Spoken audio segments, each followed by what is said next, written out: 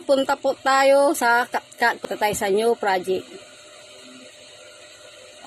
Hanapin natin yung ginawa natin na yung magbayad ka ng utang mo. Ang sarap talaga i-demanda yung mga taong hindi marunong magbayad. O diba? Gandang i-korte na lang. I-ag natin yan. Ayaw yung pumindo. O yan. Tapos, i-play natin yan. Hello mga ka-FB friends, mga kaludi. Ngayon po natin gagawin yung ginawa natin ng Babalos Mimis ng sound effect niya. Kung paano natin ilalagay yun sa video natin. Kaya gagawa po tayo ng may drama pa, siyempre yung aangko doon. Kunwari, ito, hoy, magbayad ka din naman. Kung hindi, magkita na lang tayo sa barangay. Okay? Ngayon, i-stop natin yun.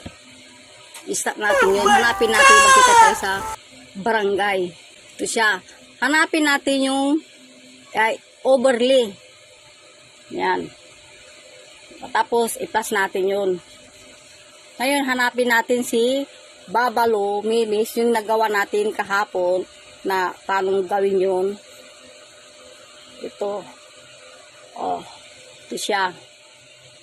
Oh. Ngayon, i-plus natin. Oh, ito siya. Oh, i-play natin. Simple, nandyan yan.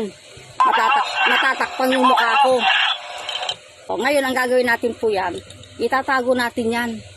Gaganyan natin sa gilid. O, diba? O, i-play natin. Tignan mo. Hoy, magbayad ka din naman. Kung hindi, magkita na lang tayo sa barangay. Okay? Ganoon lang po ang paglagay ng mga sound effect po. Kaya kung nagustuhan nyo po, please, pakishare din naman para lumawa yung engagement ko. Siyempre, pag i-share nyo, talawa din po yung pag nagustuhan nila ng buong mundo.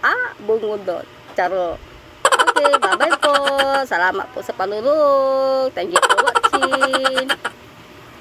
God bless po.